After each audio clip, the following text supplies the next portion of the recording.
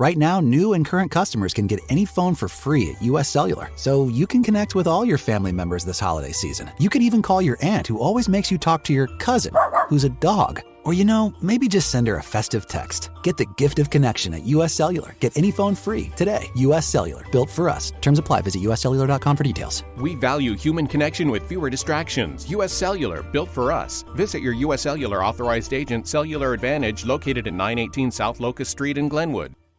The holidays start here at Baker's with a variety of options to celebrate traditions old and new. Whether you're making a traditional roasted turkey or spicy turkey tacos, your go-to shrimp cocktail, or your first Cajun risotto, Baker's has all the freshest ingredients to embrace your traditions. Baker's, fresh for everyone. Choose from a great selection of digital coupons and use them up to 5 times in one transaction. Check our app for details. Baker's, fresh for everyone. This is SpaceTime, Series 25, Episode 90. Coming up on SpaceTime, the red supergiant Betelgeuse blows its top. Could Earth's continents have come from outer space? And bound for the moon, NASA's Artemis 1 rocket rolls out onto the launch pad. All that and more coming up on SpaceTime. Welcome to SpaceTime with Stuart Gary.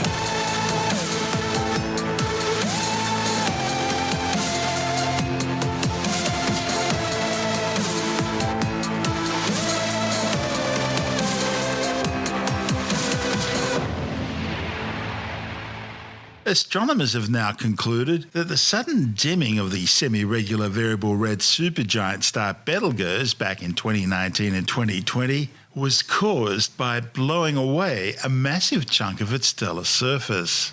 You may recall back then the event sent alarm bells ringing around the astronomical community. Suddenly, the 9th brightest star in the night sky had dimmed down to the 20th. And speculation abounded whether Betelgeuse was about to go supernova. Initially, astronomers were unable to explain the strange event. Betelgeuse regularly pulsates, but not to this extent. This was completely unprecedented. Eventually, astronomers discovered the dimming was caused by a massive cloud of dust blocking out much of the star's light. But where was the dust from? And if it was from Betelgeuse, how could there be so much?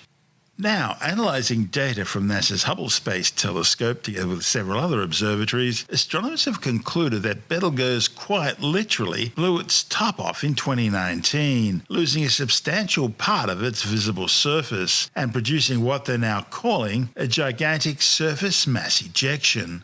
This is something that's never been seen before. Of course, the Sun routinely blows off parts of its tenuous outer atmosphere, the corona, in events known as coronal mass ejections. But that's quite different to the Betelgeuse surface mass ejection event, which blasted off some 400 billion times as much mass as a typical coronal mass ejection. The monster star is still only slowly recovering from this catastrophic upheaval.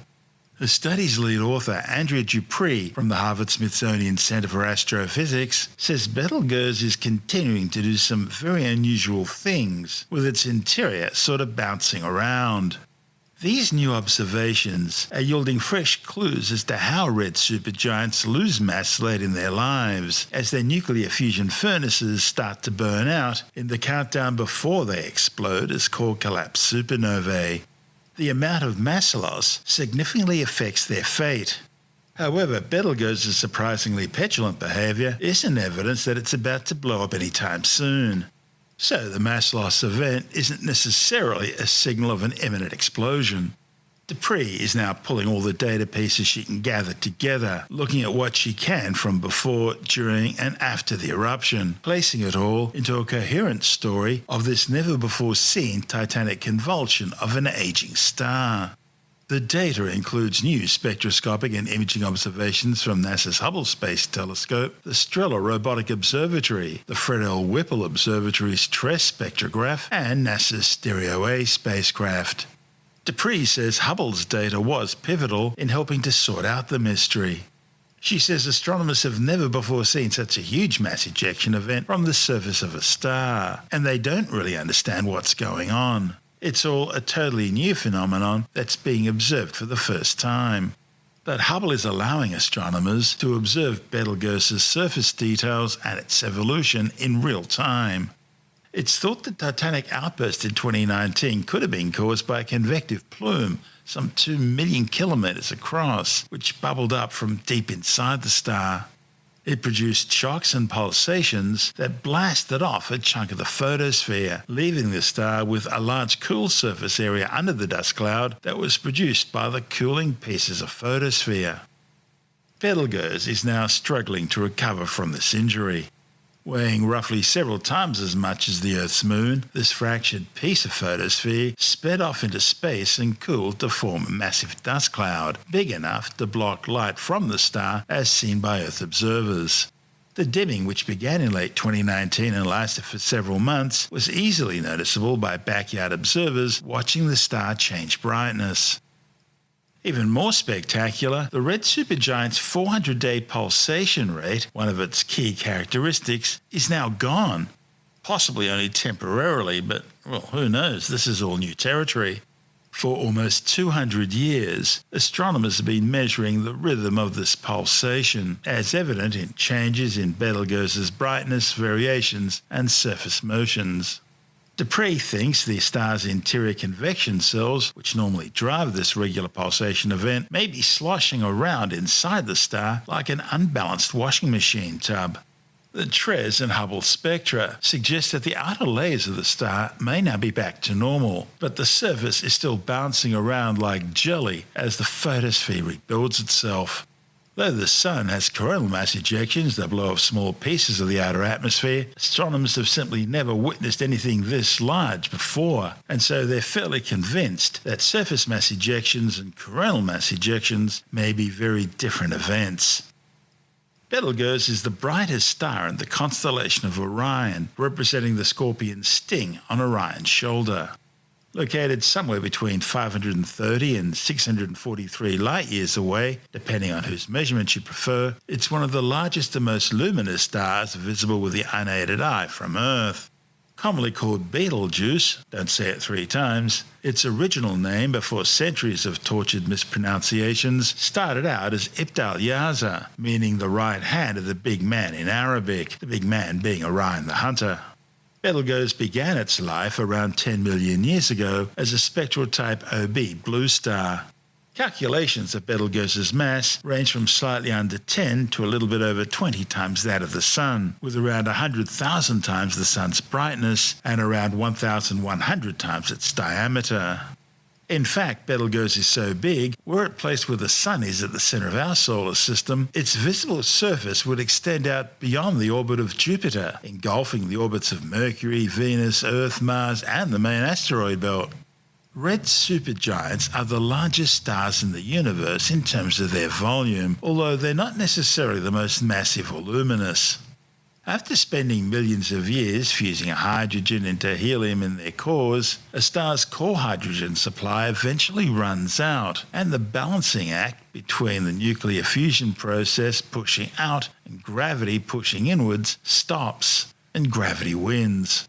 Now, the huge mass of the star crushing down onto its core under its own gravity causes a dramatic increase in core pressure and consequently temperature. Eventually, things get hot enough that it triggers what's called a helium flash, which causes the helium in the core to start fusing into carbon and oxygen. Now, at the same time, the contraction of the core means the hydrogen-rich region around the stellar core has moved down into the area where temperatures and pressures are hot enough for hydrogen fusion into helium to commence, creating a shell of burning hydrogen around the core. Meanwhile, the increasing core temperature results in an increasing level of luminosity, and the resulting radiation pressure from the shell burning causes the outer diffuse gaseous envelope of the star to expand hundreds of times beyond its previous radius. As the now bloated star's chromosphere or visible surface moves further away from its core, it cools down, turning redder, and hence the star has become a red giant. Stars like our Sun will eventually lose their outer envelopes, which continue expanding outwards as planetary nebulae. This ultimately exposes the star's white-hot stellar core as a white dwarf. However, stars like Betelgeuse, with masses more than 8 times that of our Sun, experience a very different fate. Unlike our Sun, because they have so much more mass, their fusion cycle doesn't end with helium fusing into carbon and oxygen. They have enough mass to fuse the carbon and oxygen in their core into progressively heavier and heavier elements through a different process, while shell burning around the core also fuses progressively heavier and heavier elements. So we have carbon, nitrogen, oxygen, neon, magnesium, silicon, sulfur, nickel, and eventually iron. These stars have become supergiants. But no matter how big a star is, it can't fuse iron into heavier elements. And at this point, the star reaches the end of the line. Once again, that balancing act between nuclear pressure pushing outwards and gravity pushing inwards ceases, and gravity wins, and the star quickly collapses in on itself. Now, if they're between, say, 8 and 20 times the mass of our Sun, they'll produce a spectacular event called a core collapse supernova, and they'll end up as a neutron star.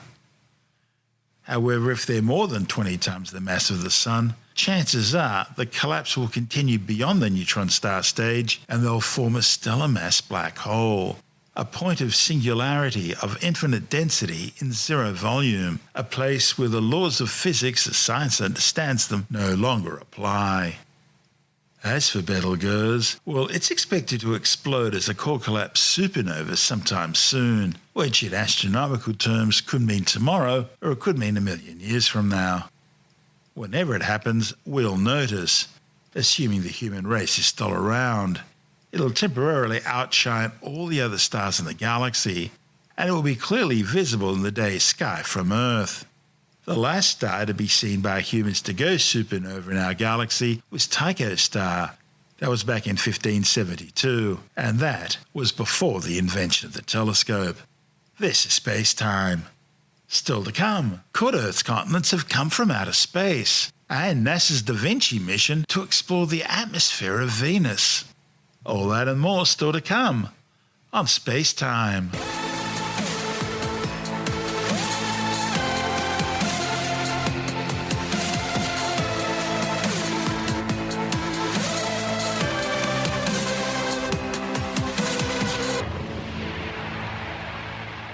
Okay, let's take a break from our show for a word from our sponsor, NordVPN. VPNs, or virtual private networks, have become an increasingly important tool in the modern world. Whether you're a business traveller trying to keep your work data secure, or someone who just wants to keep their browsing habits private, a VPN can be a lifesaver. And if you're not using one, you're putting yourself at risk for exploitation. While there are many different VPN providers available, we use and recommend NordVPN. They offer a high quality of service and strong security features, and there's a 30-day money-back guarantee if you're not completely satisfied. And there are a number of different plans with great savings for those who sign up for longer terms. So, if you're not using a VPN yet, now's the time to start. And we've got some great deals for you as a SpaceTime listener. Just go to nordvpn.com/Stuart Gary and click on the Get the Deal button. Now, I'm using the complete security package, which comes with a huge 69% discount for 2 years, plus access to NordPass, the cross-platform password manager. There's malware protection and a terabyte of secure cloud storage, plus more. And for the budget conscious, there are 2 more deals which will suit you. So come check it out for yourself. You won't regret it. That URL again is nordvpn.com/Stuart Gary and click on the Get the Deal button. nordvpn.com/Stuart Gary or use the code Stuart Gary at the checkout. And of course, you'll find the URL details in the show notes and on our website. And now, it's back to our show. This is SpaceTime with Stuart Gary. A new study suggests that Earth's continents could have been formed by material delivered in giant meteor impacts. The findings, reported in the journal Nature, are based on detailed studies examining the composition of oxygen isotopes in zircon crystals found in the Western Australian Pilbara region, which contains some of planet Earth's oldest continental crusts. The study's lead author, Tim Johnson from Curtin University, says the Earth suffered a high number of asteroid and meteor impacts during the first billion years of the planet's 4.6 billion year history. Johnson says the idea that continents originally formed at sites of giant meteoroid impacts has been around for decades, but until now there's been little solid evidence to support the hypothesis. By examining tiny crystals in the mineral zircon in rocks from the Pilbara Craton, which represent Earth's best preserved remnant of ancient crust, the authors found evidence for these giant meteorite impacts. Johnson says studying the composition of oxygen isotopes in these zircon crystals revealed a top-down process, starting with the melting of the rocks near the surface and progressing deeper, consistent with the geological effect of a giant meteoroid impact. He says the research provides the first solid evidence that the processes which ultimately formed the continents began with giant meteorite impacts similar to those responsible for the extinction of the dinosaurs, but which occurred billions of years earlier. Johnson says understanding the formation and ongoing evolution of Earth's continents was crucial, given that these land masses host the majority of Earth's biomass, all humans, and almost all of the planet's most important mineral deposits.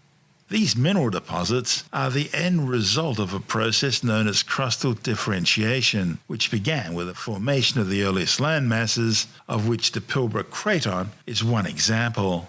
Data related to other areas of ancient continental crust on the Earth appear to show patterns similar to those recognised in Western Australia.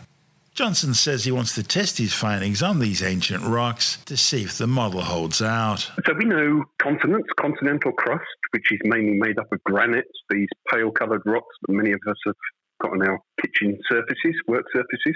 We know they've been around for 4 billion years or so, and some of that evidence is right here in WA. However, exactly how the continents came to be, how they first formed, is very poorly understood. Now, most people, I would wager, would say that there are competing models for how the continents first formed, but most people would favour internal processes. So, as you and your listeners will know, the Earth is very hot in its middle, and like any other bodies that have accreted, they started with lots of heat, and that heat has got to go somewhere, so it makes its way out from the core to the surface. And that's what we think is driving plate tectonics, which is operating today, and pretty much any active process that we can see operating on Earth, earthquakes and volcanoes and stuff. Now, some people would believe that the first continents formed by subduction, so much in the same way as they do today, where you have these rigid plates of oceanic crust that are in places diving underneath one another. As they get very deep, they get hot and they melt, and then they produce these granites, the continental crust. The other sort of end member internal model would be so-called mantle plumes, where you've got these blobs of heat that come from the core mantle boundary. The mantle is the layer in between the core and the crust on which we live. So the mantle plume is a bit like a lava lamp, if you're old enough like me to remember lava lamps, where you're getting these blobs of heat making their way to the surface. And when they get close to the surface, they cause massive amounts of melting and the production of a so-called oceanic plateau. So the sort of thing that we know is present beneath Hawaii and Iceland and other things like that. However, it's always seemed pretty plausible to me that we could be looking at an external origin for the continents. And people have been proposing this since at least the 1960s. That's the first paper that I could find, but I'm sure the idea has been around longer than that. But it's not really been taken up by the scientific community because of the lack of any concrete evidence. And I think in this research we found some evidence that might suggest that this giant impact theory is actually right. So this is different from material floating on the surface, which is sort of what we think of when we think of granitic material, the continental crust. No, it absolutely is. But to actually make continental crust is a bit more involved. You need a two-stage process. So we know that the primitive sodium-rich granites that we find absolutely everywhere around the planet in the really ancient rocks, we know that they were formed by partial melting of basaltic rocks, but basaltic rocks that have been hydrated. So again, basalts are these dark volcanic rocks that come out of places like Hawaii and Iceland and other places as well. And if, providing you can add water to those things, you melt them to make these granites. And the granites are much less dense, and as you say, they float. But the question is, how do you make those really big blobs of basaltic volcanic rocks that can then evolve into become the granitic continental crust? And that's really what we are looking at, or we think we found evidence, this very first massive input of energy that gets everything kick-started. And this is where zircons come in. They're so important, aren't they, to studying really ancient geology? Absolutely they are. So zircon is a beautiful mineral. It occurs in many of these granites that make up the continental crust. They're very small, the grains. They're about the width of a human hair or so, but they're incredibly robust, physically and chemically robust. So the earliest material we know about on Earth are the so-called Jack Hills zircons, and they are getting close to 4.4 billion years old. So that's an awful long time for a mineral to hang around. So they are a robust record, or our only record of really what was going on in the early Earth. Now, the great thing about zircon, one of the great things, is that when it grows, it incorporates lots of uranium into its structure. And as we all know, uranium is a very heavy element. It's unstable, so it decays to various isotopes of lead. Now, with instrumentation we've got at Curtin, we can fire various beams at these tiny zircon grains, and we can measure those isotopes, and we can get a really quite precise age on those grains. That's because the uranium is decaying into lead at a set rate. That's right, yes. So there's actually two decay schemes where uranium decays to two different isotopes of lead. So two different isotopes of uranium decay to two different isotopes of lead, which gives us a check on our sums, basically. And if both of these things give the same age, both of these decay schemes give the same age, you can be pretty confident that your age is right and not some artifact. So if you're analysing lots of zircon grains, as we did, you've got a beautiful timeline of the processes that they record. Now, another thing that zircon and most other minerals contains is lots of oxygen. And we can measure two of the isotopes of oxygen, oxygen 18 and oxygen 16. Oxygen 16 is the common form of oxygen. And without getting into too much detail, that isotopic ratio tells us something about the environment in which those zircons originally crystallized.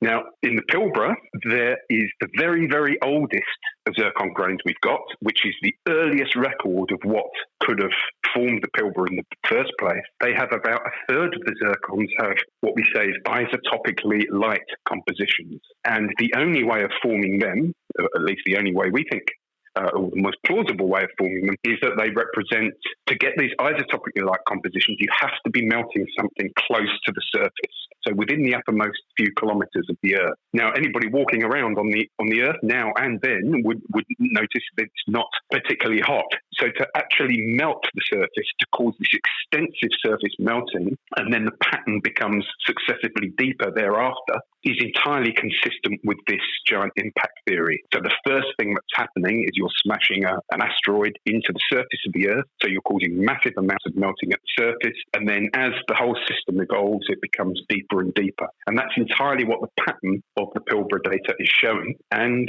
tantalizingly, it looks like that similar pattern you can see elsewhere. So it's this top-down pattern where you're starting from shallow to deep, which really gives us some confidence that the giant impact theory might be right. Because the main alternative, which is the mantle plume model, would start from very deep within the Earth and get progressively shallower. So it's the opposite of the trend we actually see in the data. And this giant impact model, it matches up with things like the late heavy bombardment. It does, yeah.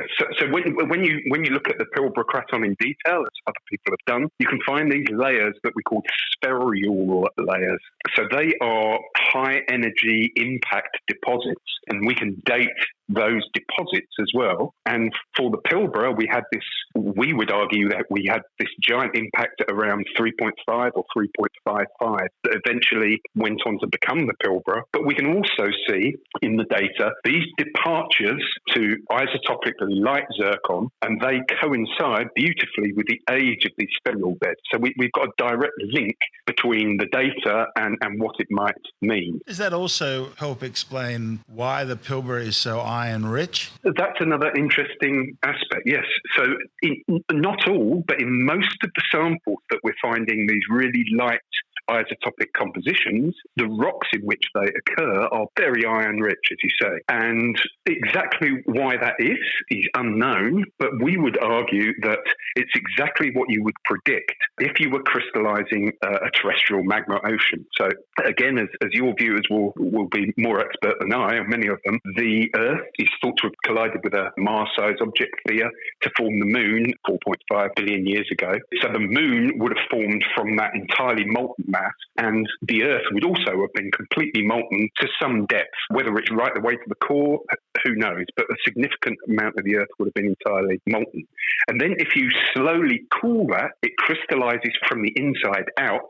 So it's basically a basaltic composition, and you start crystallizing things like olivine and orthopyroxene, and then the residual melts. What's left over, as it cools, gets successively richer in iron. So that's a nice little bit of a side story, really, that we might be impacting the results of the crystallization of the terrestrial magma ocean that would form when the Moon did. So the key now, I guess, is looking for... Well, the next stage of what we'd really like to do, so we've written some proposals to go and look at ancient rocks from elsewhere on the planet. So Pilbara is the most pristine example of this really ancient continental crust we have. But you can find fragments of it absolutely everywhere in Canada and Greenland and Europe and South America and wherever. And South Africa too, yeah. Precisely, South Africa. Barber's a beautiful place. So what we would like to do is go and recollect some of those samples and apply the same filters to the analyses that we've done for the Pilbara data to see if, as the data seems to hint at elsewhere, there is evidence of this giant impact model elsewhere. And perhaps, who knows, the giant impact model might be applicable to all continents. That's Associate Professor Tim Johnson from the School of Earth and Planetary Sciences at Curtin University. And this is SpaceTime. Still to come, NASA releases details of its new DAVINCI mission to Venus, and bound for the Moon, NASA's massive Artemis 1 rocket rolls out onto the launch pad in preparation for its maiden flight. All that and more still to come on SpaceTime.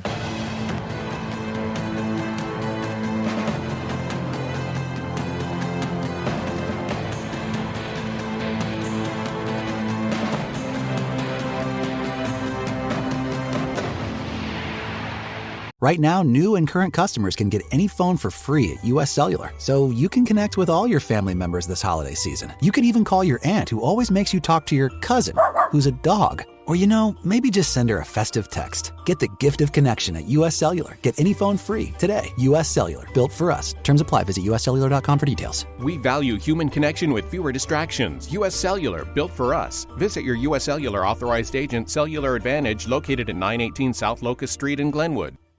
The holidays start here at Baker's with a variety of options to celebrate traditions old and new. Whether you're making a traditional roasted turkey or spicy turkey tacos, your go-to shrimp cocktail, or your first Cajun risotto, Baker's has all the freshest ingredients to embrace your traditions. Baker's, fresh for everyone. We've locked in low prices to help you save big store-wide. Look for the locked in low prices tags and enjoy extra savings throughout the store. Baker's, fresh for everyone. NASA has released details of its proposed new DAVINCI mission to the planet Venus. Slated for flight on a United Launch Alliance Vulcan rocket in June 2029, the Deep Atmosphere Venus Investigation of Noble Gases Chemistry and Imaging, or DAVINCI mission, will be the first to study Venus using both spacecraft flybys and a descent probe. A NASA report in the Planetary Science Journal describes how the DAVINCI descent probe will slowly drop through the layered Venusian atmosphere in mid-2031, recording changes in atmospheric chemical composition and environmental conditions all the way down to the planet's surface. It will also provide the first descent imaging of the mountainous highlands of Venus while mapping their rock composition and surface topography at scales simply not possible from orbit. The mission will measure undiscovered trace gases in the deepest atmosphere, including key ratios of hydrogen isotopes, components of water that will help reveal the history of water either as liquid water oceans or as steam within the early atmosphere. The mission's flyby probe, called the Carrier Relay and Imaging Spacecraft, or CRIS, has two onboard instruments that will study the planet's clouds and map its highland regions during flybys. DAVINCI will paint a picture of the laid Venusian atmosphere and how it interacts with the surface of the mountains of Alpha Reggio, which is as big as the state of New South Wales, around twice the size of the state of Texas. DAVINCI's principal investigator Jim Garvin from NASA's Goddard Space Flight Center in Greenbelt, Maryland, says these measurements will allow scientists to evaluate historical aspects of the atmosphere, as well as detect special rock types at the surface such as granites, while also looking for telltale landscape features that could show evidence of erosion or other formational processes. DAVINCI will make use of 3 Venusian gravity assists, which will save fuel by using the planet's gravity to change speed and direction. The first 2 gravity assists will set Chris up for a Venus flyby, performing remote sensing in the ultraviolet near-infrared. The third Venus gravity assist will set the spacecraft up to release the probe for entry, descent, science, and touchdown, plus any follow-up transmissions to Earth. Scientists estimate the first flyby of Venus will be about 6.5 months after launch, and it'll take 2 Earth years to get the probe into position for entry into the atmosphere over Alpha Reggio under ideal lighting conditions, with the goal of measuring the landscapes of Venus at scales ranging from hundreds of meters down to less than 1 meter. Such scales will enable lander-type geologic studies of the mountains of Venus without actually requiring a landing. Once the Chris system is about 2 days away from Venus, the probe flight system will be released, along with a 2-meter-wide titanium probe safely encased inside. The probe will begin to interact with the Venusian upper atmosphere at an altitude of around 120 kilometers above the surface. But it won't commence its science observations until after jettisoning its heat shield. That'll be at about 67 kilometers above the surface. With the heat shield removed, the probe will then begin ingesting atmospheric gas samples, providing detailed chemistry measurements of the sort that have been made on Mars with the Curiosity rover. During its slow hour-long descent down to the surface, the probe will also acquire hundreds of images as soon as it emerges from under the clouds. That should be at around 30,000 meters, 30 kilometers above the local surface. If all goes according to plan, and the winds don't blow it off course, the probe will touch down somewhere in the Alpha Reggio Mountains. Now, if it survives the touchdown, and it will be hitting the ground at around 12 meters per second, there could be up to around 18 minutes of bonus operations and measurements of the Venusian surface. Of course, the problem is, no spacecraft have survived long in the Venusian atmosphere, or for that matter on the surface.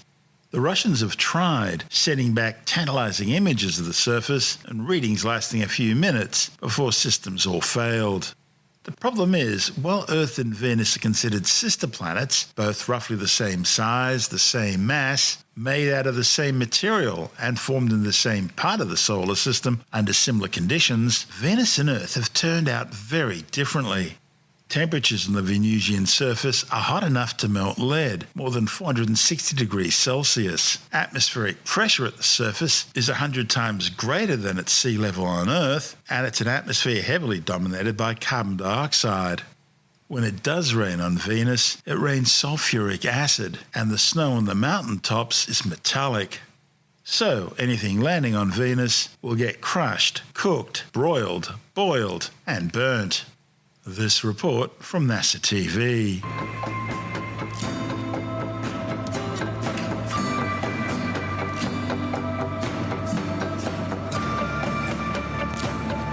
Launching in 2029, the DAVINCI mission, named after Leonardo da Vinci, is designed to address fundamental questions about the origin, evolution, and composition of Venus. During 2 gravity-assist flybys, DAVINCI will study the cloud tops in ultraviolet light, tracking cloud patterns as they change with time and analyzing signatures of mysterious chemicals that absorb ultraviolet light.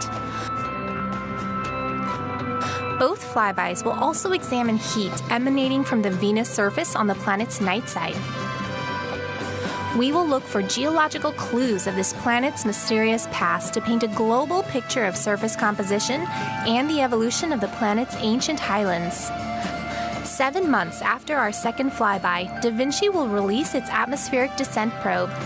The spacecraft will watch its probe enter Venus's atmosphere over the course of 2 days. The probe will take about an hour to fall through the atmosphere, taking measurements and snapping images down to the surface. These measurements include profiles of composition, winds, temperature, pressure, and acceleration. Key gases will be measured to help us understand how Venus formed and evolved. Some of these measurements may reveal chemical signatures of ancient water.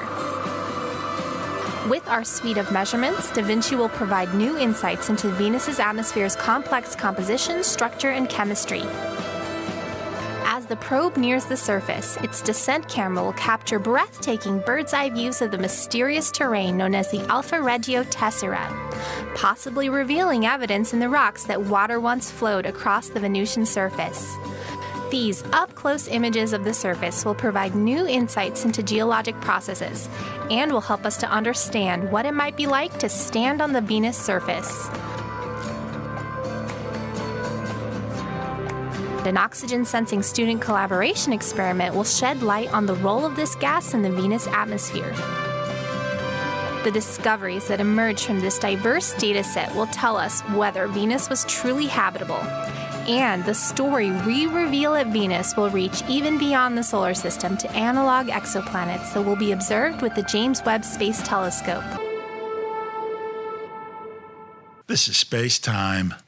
Still to come, NASA's Artemis 1 moon mission rolls out onto the launch pad, and later in the science report, a new effort using cloning to try and bring the Tasmanian tiger or thylacine back from extinction.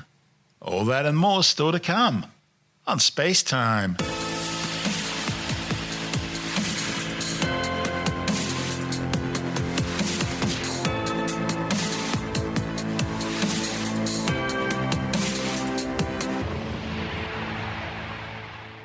NASA's Artemis 1 SLS Moon rocket is back at Space Launch Complex 39B at the Kennedy Space Center in Florida as preparations continue for its historic maiden flight later this month. Crowds began building up around Cape Canaveral as the massive 98-metre tall rocket undertook its historic 7-kilometre 10-hour overnight rollout from the massive vehicle assembly building out to the launch pad, arriving at dawn. The first of 3 launch windows for a flight this year will be on August the 29th. The unmanned test flight, which will last some 42 days, will travel beyond the moon, deploying a number of microsatellites and CubeSats along the way. Replacing the crew will be 3 mannequins loaded with sensors to measure radiation and vibrations. The mission's Orion capsule will then return to Earth, entering the atmosphere faster than any other human-rated spacecraft ever, eventually splashing down in the North Pacific Ocean. Now, if successful, it'll be followed by the Artemis 2 mission, slated for May 2024, and that will be the first manned flight carrying a crew of 4 around the moon and back. That in turn will be followed in 2025 or possibly 2026 with the Artemis 3 mission, the first manned flight to the lunar surface since Apollo 17 back in 1972, more than half a century ago. Once in lunar orbit, the Artemis 3 Orion capsule will dock with a pre-positioned SpaceX Starship HLS lander. 2 of the Orion crew members will then transfer to the lander and travel down to the lunar surface, touching down near the South Pole for a week-long stay, undertaking science observations and collecting samples. Scientific equipment and supplies will be pre-positioned at the landing site.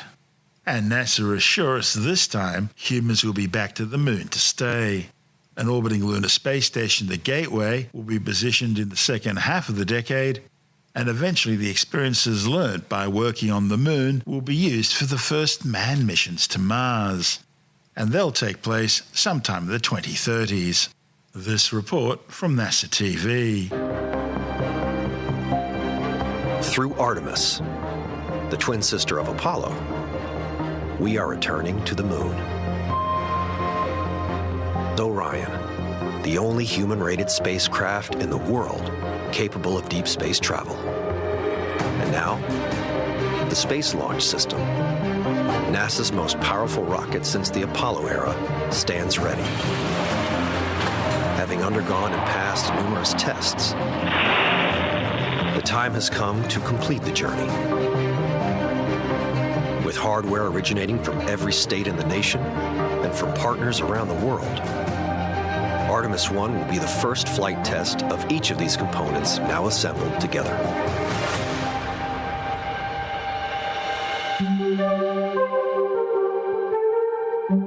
Two solid rocket boosters will provide more than 75% of the thrust necessary to leave Earth. Each booster stands 17 stories tall, a full segment more powerful than the SRBs of Shuttle. Together, these boosters are capable of 7.2 million pounds of thrust and will burn for the first 2 minutes of flight. The core stage, at 212 feet, is the tallest rocket stage NASA has ever built. With the rocket's flight computer secured inside, the core stage is designed to hold 2.3 million pounds of fuel. The 196,000 gallons of liquid oxygen and the 537,000 gallons of liquid hydrogen will combine to provide 8.5 minutes of propellant to the 4 massive RS-25 engines mounted below. As proven workhorses of the shuttle fleet, each RS-25 engine has a legacy all its own. Together, these 4 engines provide 2 million pounds of thrust, and with the SRBs, are capable of pushing Orion to a speed of 17,000 miles per hour. The interim cryogenic propulsion stage is a 45-foot tall upper stage that offers Orion nearly 25,000 pounds of thrust.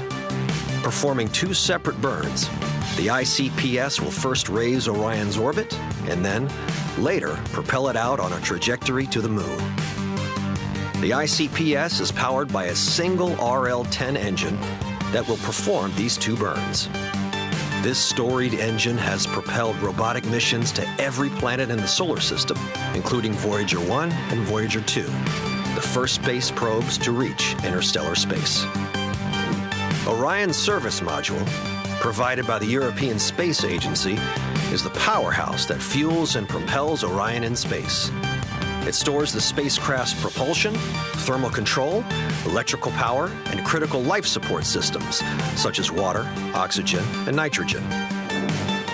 Orion's crew module is the pressurized segment of the spacecraft, where future crews will live and work on journeys to the Moon. Capable of accommodating 4 crew members for up to 21 days, this capsule includes state-of-the-art avionics, innovative crew systems, and the largest heat shield of its kind for entry back into the Earth's atmosphere. Positioned at the top of Orion is the Launch Abort System, designed to pull the crew to safety in the event of an emergency, on the pad or during launch. 3 solid rocket motors can activate in milliseconds, accelerating from 0 to 500 miles per hour in 2 seconds to propel Orion and crew safely away from the rocket. Now fully assembled, Artemis 1 stands at 322 feet. Artemis is no longer a series of separate parts and programs. United together, this is the first of Artemis's arrows, capable of ushering in the next chapter of human lunar exploration. Only together, this mighty system represents all that is possible, all that we are capable of when united around a stunning vision, with each component playing its part in a grander effort. We, the people of NASA and our partners, we, the people of the Artemis generation, all around this beautiful world, will bear witness to what we are capable of. Together, we are going back to the Moon.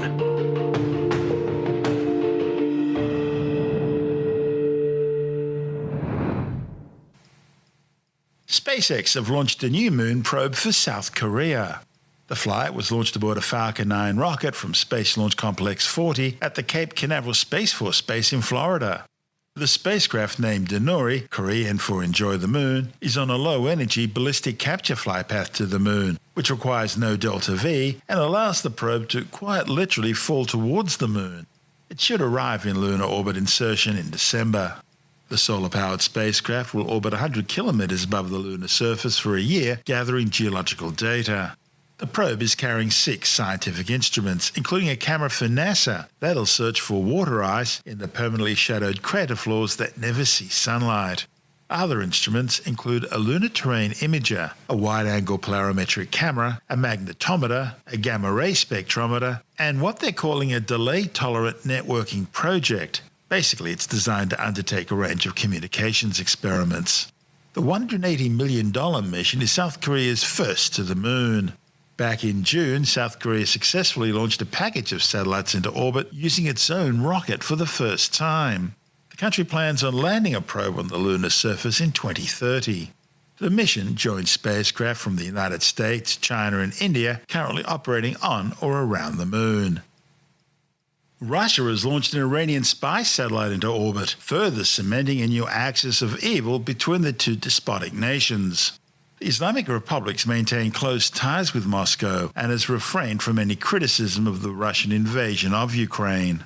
The 600-kilogram Kayam satellite was launched aboard a Soyuz 21B rocket from the Baikonur Cosmodrome in the Central Asian Republic of Kazakhstan. The Washington Post quoted Western intelligence officials as saying that Russia plans to use the satellite for several months to assist in its war efforts against Ukraine before allowing Tehran to take control. However, Tehran insists the Islamic Republic would control the satellite from day one due to the satellite's encrypted algorithms. The growing international isolation of Russia under the weight of Western sanctions over Ukraine has seen the Kremlin seek closer ties with nations like China, Iran and North Korea. Ironically, Iran is currently negotiating with world powers, including Moscow, over its growing secret nuclear weapons program. Tehran insists its nuclear program is for peaceful power generation only. However, it continues, either through its own efforts or espionage, to develop technologies which can only be used for nuclear weapons. This is SpaceTime.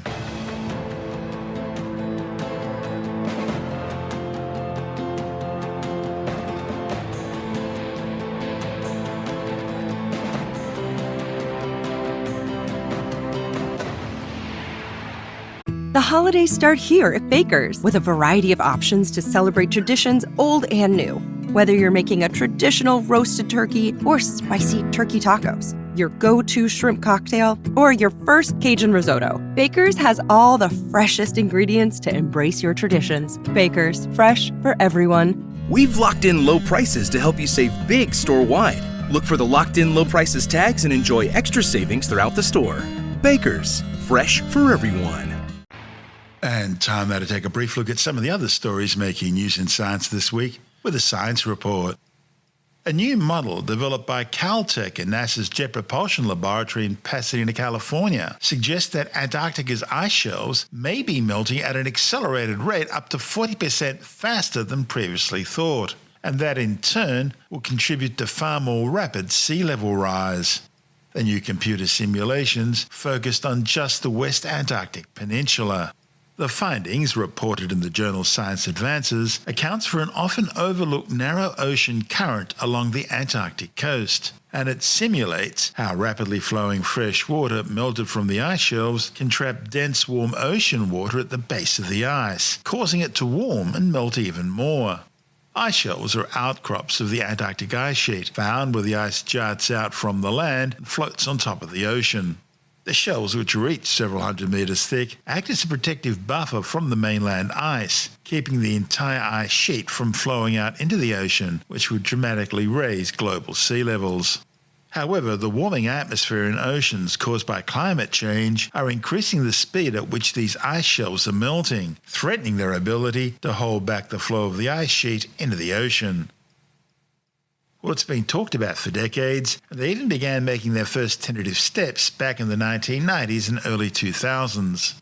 Now, scientists at the University of Melbourne are finally about to try to bring the Tasmanian tiger, or thylacine, back from extinction. The dog-sized marsupial carnivores were slaughtered in their thousands by politicians and farmers throughout the 1800s and early 1900s who wrongly blamed them for killing sheep. The last thylacine died alone in a small cage in a Hobart Zoo in 1936. Now, Texas-based company Colossal Biosciences has announced plans to try and resurrect the thylacine. The company's already working on efforts to clone a woolly mammoth, using a combination of mammoth DNA and that from its closest living relative, the Asian elephant. They're going to try and create an embryo carrying the combined DNA, which could then gestate either in a surrogate African elephant or in an artificial uterus. Now, the resulting creature wouldn't technically be a mammoth. They're calling it an Arctic elephant, with small ears, shaggy hair, a domed forehead, and curved tusks. Earlier thylacine cloning attempts using museum specimen DNA failed, and interest in the project gradually faded away until now. The good news is scientists have some 96% of the thylacine's genome already sequenced, but that final 4% is proving to be the hardest. To find the remaining DNA, scientists are turning to one of the thylacine's closest living relatives, the fat-tailed dunart, a relatively abundant mouse-sized marsupial. However, many scientists question whether it could ever work. After all, there are some 40 million years of evolutionary history separating the two species. A new study shows that around 1 in 20 people who contract COVID-19 may end up with long-term damage to their sense of smell and taste. The findings, reported in the British Medical Journal, are based on a review of global long COVID research. The authors combined studies with a total of 3,700 patients to estimate how many people didn't recover their sense of smell or taste after losing it during a COVID-19 infection.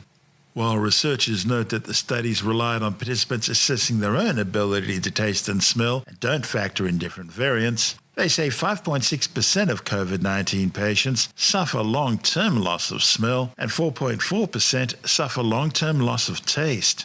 So far, more than 6.5 million people have been killed by the COVID-19 coronavirus. However, the World Health Organization says the true death toll is likely to be over 15 million, with more than 600 million confirmed cases now globally. Well, a lot of people are looking at hydrogen as a potential long-term replacement for gasoline-powered cars. But there are many hurdles. Now, scientists have come up with a new design for hydrogen storage which could reduce one of those hurdles: solid-state hydrogen fuel cell charging times. Hydrogen's gaining a lot of attention as a way to store energy from renewables such as wind and solar. Compressed gas is the most common form of hydrogen storage, but it can also be stored in a liquid or solid state. Solid hydrogen storage, and in particular metal hydride, is attracting interest because it's safer, more compact, and more economical than compressed gas or liquid, and it can reversibly absorb and release hydrogen.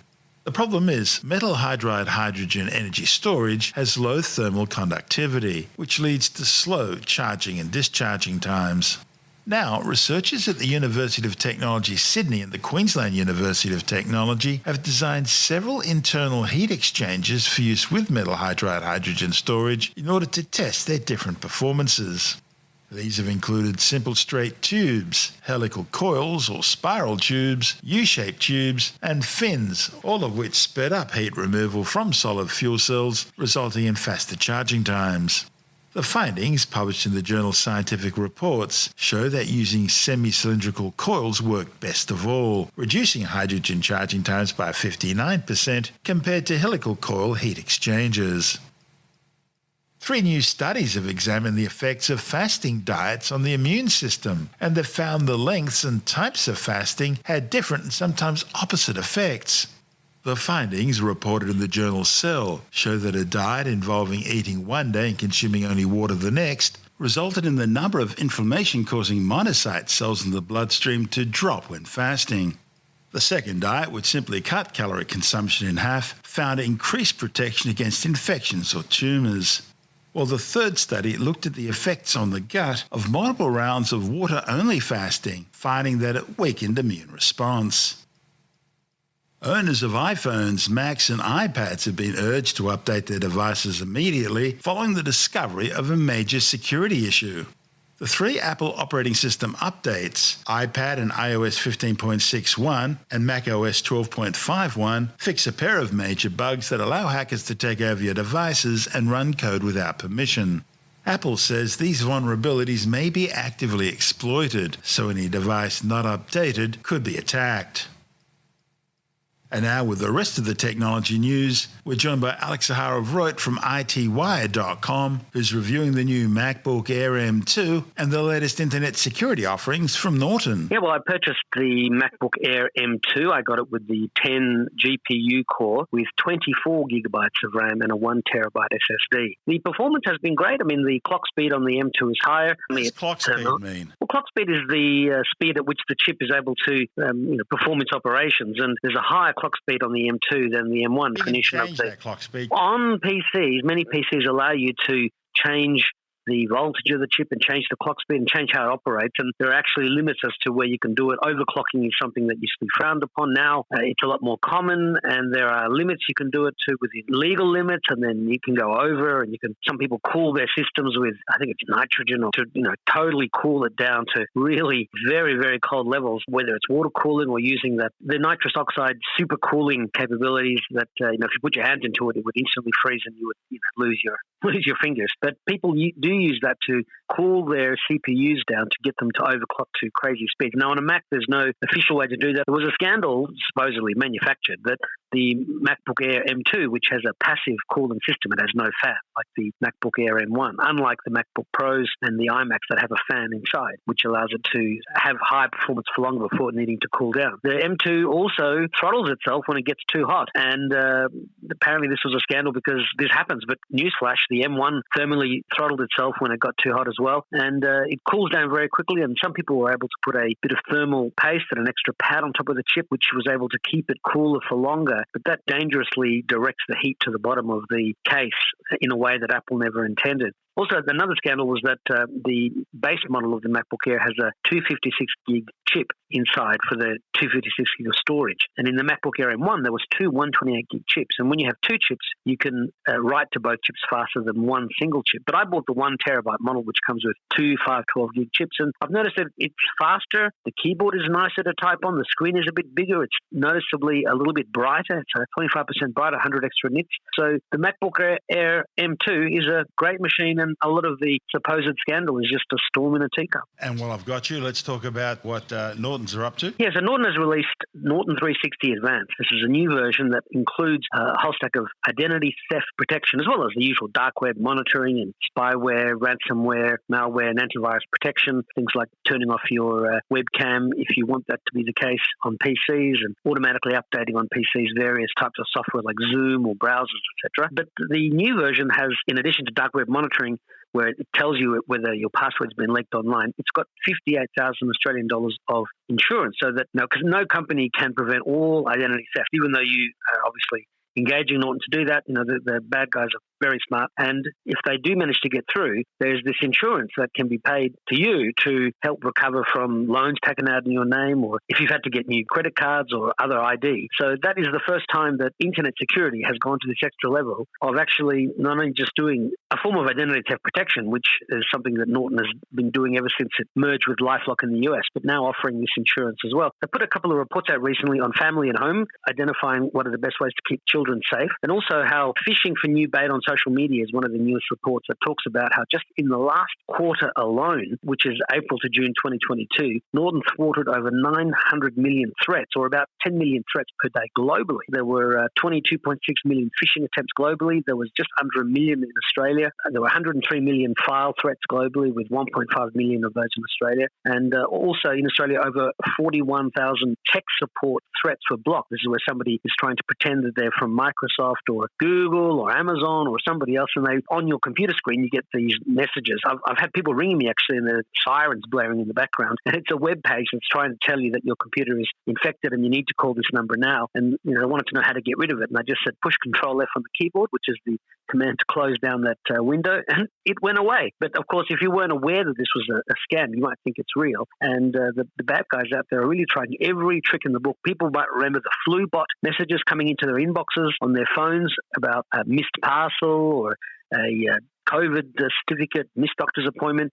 some of the latest ones. I got one the other day saying, "You've won," and there was a tinyurl.com/link, and it didn't say what I'd won. It just says, "Click here to find out what it is." And in the word "you've," there's a zero instead of an O, and there's a capital U instead of a lowercase u, which is sort of visually strange. But the other one is on WhatsApp, where people get this message saying, "Hi, Mum," "Hi, Dad," and then they proceed to spin a story that their mobile phone's been damaged or lost. They had to get a new number. They can't talk to you because their microphone is broken on their existing phone, for which they had to get the new SIM, and they've got some emergency that they need several $1,000s for straight away, an after-pay payment or something that requires instant action. And when the parents sort of say, "Well, who is this? Is this Tim or Sarah?" "Oh, it's Sarah." A lot of the people are giving away information that the scammers then use to basically fool you into thinking that you're talking to their real child. And of course, what parent doesn't want to help their child out? So a lot of Australians have been caught out by this, and this is the same with when there's Valentine's Day scams, there are shopping scams around the time of sales. People are trying to sell things at cheap prices, or they claim they're on a military base somewhere and they will send you the money, but they can't come over to check it in person, and then the money is transferred, but somehow it never gets that the Nigerian prince who's been contacting me is false. Well, they're trying to become a lot more sophisticated, these scammers, but they really are trying every trick to try and get you to drop your guard, because as always, you are the weakest link, and they're trying to socially engineer you. I mean, yes, they're trying to break into your computer or hack into your phone, but if they can get you to voluntarily believe that they are your child, or voluntarily send them money to this account because, something's wrong with my bank account, I need you to pay this after-pay for me, it's something that is catching a lot of people unawares. And although the ACCC to have fun with them, there are some people who spend a lot of time trying to waste the time of scammers. Yeah, that's what I do. The problem is the scammers have your phone number or email address. They have some of your details, so they can then sign you up to spam lists or get some of their other friends in the same call center to call you and harass you. So if they really get annoyed, it is possible for them to retaliate, as it were. Now, there are certainly experts at this who will actually figure out how to hack in to the call center, and there are videos on the internet where people do this and they actually show the hackers their own vision from their own webcam, and you can see they're totally surprised by seeing your own face on the screen. I want that stuff. But you need to be a real security expert to be able to do that. If you're not a security pro, then it's probably better to just hang up the phone. I also remember hearing stories and reading stories about how people pretended to be befuddled elderly people, and they look as though the person's on their computer watching what they're doing and going to transfer the money, and oops, they've transferred it somewhere else by accident, and the other person's going, no, please just do this or do that. They think they've got a live one. They think they're going to make several $1,000s, and they're just being taken down a path where their time has definitely been wasted. So look, if you want to go down that path, by all means, people have a lot of fun screwing with the scammers. That's Alex Zaharov-Reut from ITWire.com. One of the big problems with reporting on psychological studies and surveys are the small sample sizes. Political surveys of less than 2,000 voters are generally considered too small to provide an accurate representation of public opinion. And Phase 3 medical trials usually need at least 3,000 participants in order to gain a fair and accurate representation of the likely effects of any new drugs. In recent years, we've been seeing more and more surveys covering psychological issues. Trouble is, they're almost always contradictory. The problem is the small sample sizes they have to work with. See, it's rare for two patients to have exactly the same psychological conditions. In reality, they're all on a spectrum with a myriad of other influences. People are individuals like that. And this makes generally applicable scientific studies very difficult. Tim Mendham from Australian Skeptics says there are just too many variables. Behavioural psychiatrists are basically people who try and treat people through behaviour techniques, which is therapy as much as anything else. Controlling your symptoms, trying to do things that will sort of alleviate any negative impacts, as opposed to medical psychiatrists who use medication. Okay, so there's those people who use therapy and those people who use medication. And what's happening is that a lot of psychiatry over the years has been criticised as being a soft science with no real hard data to substantiate any particular theories, and obviously you get a whole lot of different psychology as well, can't you? Well, that's right. Yeah, it is a soft, because you're dealing with human beings and mental issues, so it is a very subjective area. So it's understandably softer than say physics or chemistry, but the feeling is amongst a lot of psychiatrists and psychologists is they want to get more scientific. They want to get more into the hard science. So they're looking for data, they're looking for scientific methods, they're looking for practicalities, treatments and things that they can quantify. First thing they've got to do is stop doing surveys and studies using just 5 or less people. You've got to start having big groups of 2,000 or more. That's how you do that. That's the hard thing to do, because you've got to find 1,000 or more people who have the same sort of condition. And it has to be the same condition, not little variations. And that's the trouble with psychiatry and any mental condition, actually.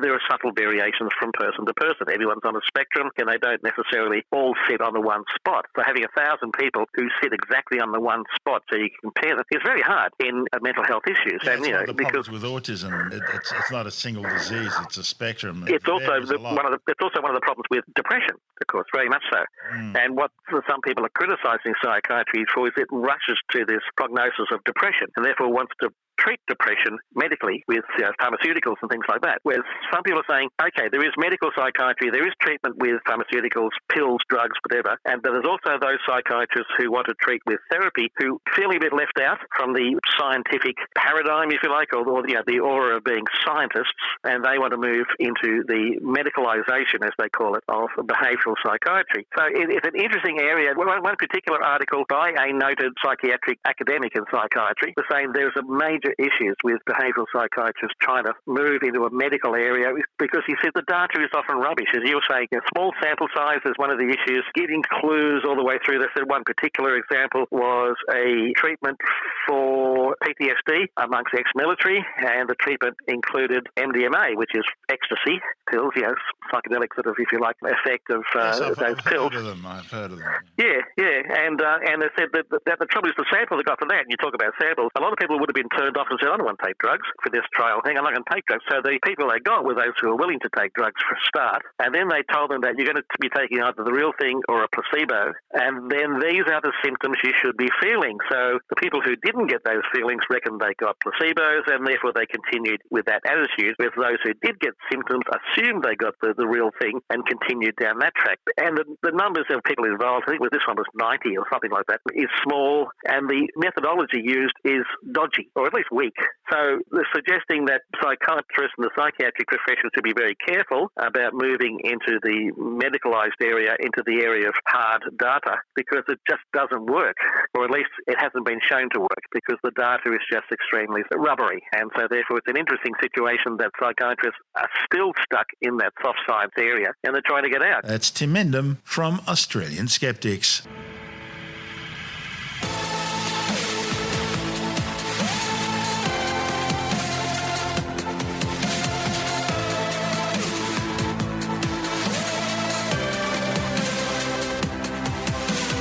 And that's the show for now.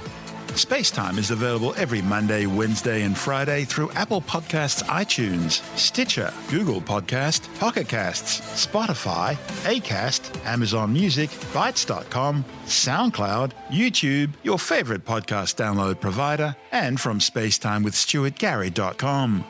SpaceTime's also broadcast through the National Science Foundation on Science Zone Radio and on both iHeartRadio and TuneIn Radio.